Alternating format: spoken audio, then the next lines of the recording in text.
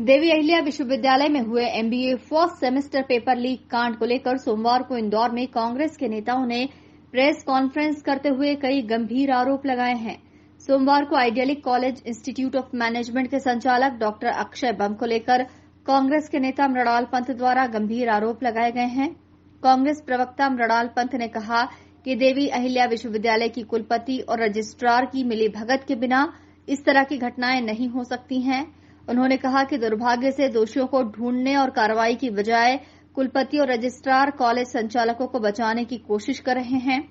उन्होंने कहा कि विश्वविद्यालय में उच्च शिक्षा आयुक्त निशांत वरवड़े विश्वविद्यालय की कार्य परिषद की बैठक में शामिल हुए, लेकिन पेपर लीक मामले में न कोई चर्चा हुई और न ही दोषियों के खिलाफ कोई कार्रवाई हुई।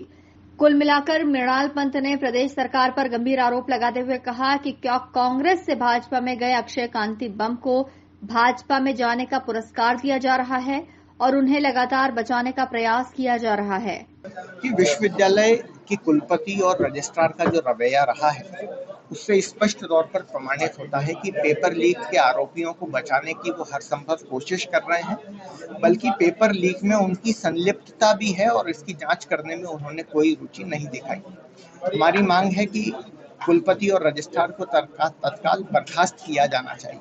लेकिन इससे बड़ा मुद्दा यह है कि जब विश्वविद्यालय के कुलपति, रजिस्ट्रार और कार्य परिषद अपनी भूमिका निभाने में असफल हो गए, तब 14 साल के बाद मुख्यमंत्री जी ने उच्च शिक्षा आयुक्त को कार्य परिषद की बैठक में शामिल होने भेजा।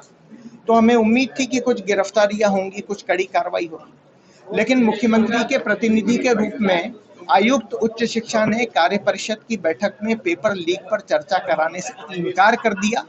उन्होंने कहा कि किसी नेगेटिव मसले पर कोई बात नहीं होनी चाहिए। उन्होंने कार्य परिषद पर इस घटना को आगे बढ़ाने से रोकने के लिए दबाव डाला। तो इसलिए हमने मुख्यमंत्री जी से सवाल पूछा है, क्योंकि वो खुद उच्च शिक्षा मंत्री रहे हैं, कि आप पेपर लीक माफिया को संरक्षण क्यों दे रहे हैं। उनकी ही केंद्र सरकार ने, प्रधानमंत्री ने ऐसी मसलों पर कॉलेज संचालकों को 10 साल की जेल और 1 करोड़ रुपए के जुर्माने का प्रावधान लगाया है, लेकिन मुख्यमंत्री मोहन राज यादव जी की सरकार में ये 5 लाख रुपए का जुर्माना लगा के कॉलेज संचालकों को फ्री हैंड दिया जा रहा है। कुल मिलाकर अब कांग्रेस से भाजपा में शामिल हुए अक्षय बम और आइडियलिक कॉलेज की मुश्किलें बढ़ती हुई नजर आ रही हैं। कांग्रेस के नेता इस मामले को लगातार तूल देने में लगे हुए हैं। Bureau report, INN news, Indore.